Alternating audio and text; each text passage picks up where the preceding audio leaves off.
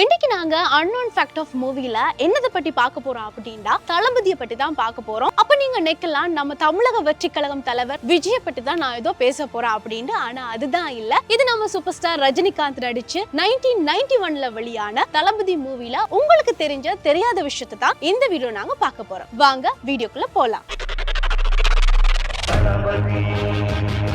உங்களுக்கே தெரியும், இந்த தளபதி மூவியின் கதை வந்து இதிகாசமான மகாபாரதத்தின் கதையை மையமா வச்சுதான் இந்த மூவியை எடுத்திருக்காங்க. இதுல வந்து கர்ணனா வந்து ரஜினிகாந்த் சாரும், துரியோதனா மம்முட்டி சாரும், அர்ஜுனனா வந்து அரவிந்த சாமியும், குந்தியா ஸ்ரீவித்யாவும் நடிச்சிருக்காங்க. இந்த படம் வந்து மணி சார்ந்த படமா இருந்தாலும் கேமராமேனான சந்தோஷ் சிவனுக்கு வந்து ரொம்ப பாட் கொடுத்திருக்காங்க அப்படின்னு தான் சொல்லணும். அதுக்கான ரீசன் என்னன்னு பார்த்தோம் அப்படின்னா, ஆரம்பத்துல வந்து ரஜினிகாந்த் சார சின்ன பிள்ளையா வந்து அவங்க அப்படி கையில அப்படி மேல தூக்குவாங்க. தூக்கைக்குள்ள பின்னால சூரியன் இருக்கு. அதுக்கப்புறமா அவங்க வந்து வளப்பு பாட்டியோட ரஜினிகாந்த் சார் வளர்ந்து கொண்டிருக்கைக்குள்ளேயும் இந்த சூரிய ஒளி ஆத்துல பட்டு அது வந்து ரஜினிகாந்த் சார் மேல பிரதிபலிக்கும். இப்படி சொல்ல போனா இந்த ரஜினிகாந்த் சாரோட ஒவ்வொரு போர்ஷன்லயும் வந்து இந்த சூரிய ஒளி இல்லாட்டி ஏதாவது ஒரு வெளிச்சம் வந்து டிராவல் பண்ணிக்கொண்டே இருக்கு. அதிலும் குறிப்பா சொல்ல போனா ரஜினிகாந்த் சாரோட ஓப்பனிங் சீன்ல வந்து ரமணா கூட ஒரு சண்டை பிடிப்பாரு. அது வந்து மார்க்கெட்ல நடக்கும். அப்பயும் மழை பெஞ்சு கொண்டுதான் இருக்கும். ஆனா ஒரு சூரிய வெளிச்சம் வந்து கொண்டே இருக்கு. ரஜினிகாந்த் சார் வந்து ரமணாவை அடிச்சு போட்டு போன விஷயம் தெரிஞ்ச பிறகு வந்து மம்முட்டி சார் வந்து ரஜினிகாந்த் சாரை மிரட்டுறதுக்கு போவார். அப்பயுமே வந்து அங்க மழை பெஞ்சு கொண்டுதான் இருக்கும். ஆனா சுத்தி ஒரு வெளிச்சம் இருந்து கொண்டே இருக்கும். அது எப்படி சந்தோஷ் சிவன் சார் செஞ்சிருக்காரு அப்படின்னா, கார் லைட்டை வச்சுதான் அந்த வெளிச்சத்தை கொடுத்திருக்காரு.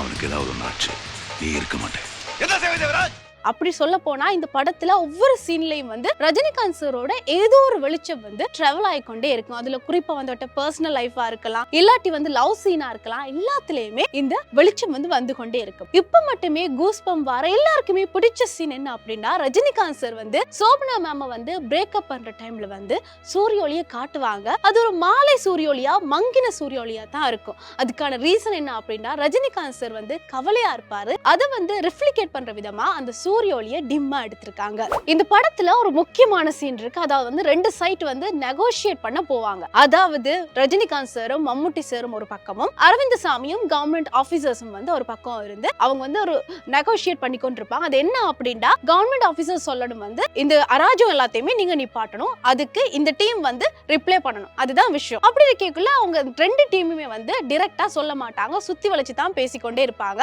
அப்ப நீங்க நோட் பண்ணீங்கன்னா கேமராவும் கூட சுத்தி கொண்டே இருக்கும். பட் ஒரு கட்டத்துல வந்து ரெண்டு பேருமே ஓபன் அப் பண்ணி பேசுவாங்க. பேசைக்குள்ள கேமரா வந்து ஃபேஸ் டு ஃபேஸ் இருக்கும். இப்போ வேணுமென்றாலும் அந்த படத்துல அந்த சீனை போய் பாருங்க. அந்த காலத்துல வந்து சந்தோஷ் சிவன் சார் எப்படி எல்லாம் யோசிச்சாரோ தெரியல.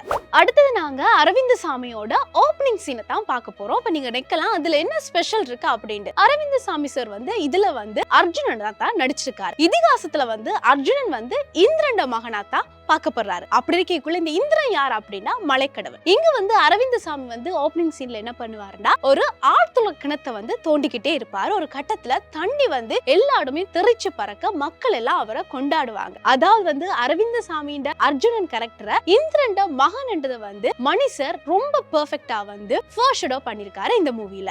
அடுத்து நாங்க ஸ்ரீவித்யா பத்தி தான் பார்க்க போறோம். அபூர்வ ராகங்கள்ல ரஜினியோட ஜோடி சேர்ந்து நடிச்ச பிறகு இந்த படத்துல தான் தளபதியில தான் அவங்க வந்து அடுத்ததான் நடிச்சிருக்காங்க. பட் அபூர்வ ராகங்கள்ல அவங்க வந்து பேரா நடிச்சிருப்பாங்க. இந்த படத்துல ரஜினிகாந்த் சாரோட அம்மாவா நடிச்சிருக்காங்க. அடுத்து நாங்க பானுப்பிரியா பத்தி பார்த்தோம் அப்படின்னா, இவங்க இந்த படத்துல தான் ரஜினிகாந்த் சாரோட ஃபர்ஸ்டா பேரா நடிச்சிருக்காங்க.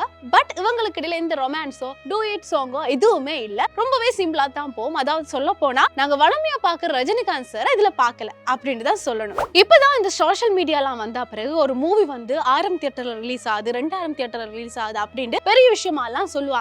ஆனா ஆரம்ப காலத்து அதாவது ஏர்லி 90ஸ்ல வந்து ஒரு மூவி வந்து 50க்கு மேற்பட்ட தியேட்டர்ல ரிலீஸ் ஆகுறதே ஒரு பெரிய விஷயம். அந்த காலத்துல ஒரு 20 தியேட்டர் 30 தியேட்டர்ல தான் ரிலீஸ் ஆகும். ஆனா இந்த தளபதி மூவி தான் தமிழ்நாட்டுல ஃபர்ஸ்ட் டைமா 50க்கு மேற்பட்ட தியேட்டர்ல ரிலீஸ் ஆயிருக்கு. அதிலும் குறிப்பா சொல்ல போனா கர்நாடகாவில வந்து தமிழ் படங்களுக்கு கொடுக்குற தியேட்டர்ஸ் வந்து வெறும் 10 தான். ஆனா இந்த தளபதி மூவிக்கு 25 தியேட்டர் கொடுத்திருக்காங்க ரிலீஸ் பண்றதுக்கு. இது வந்து ஒரு தமிழ் திரைப்பட வரலாற்றுல வந்து ஒரு முக்கியமான விஷயமா பார்க்கப்படுது.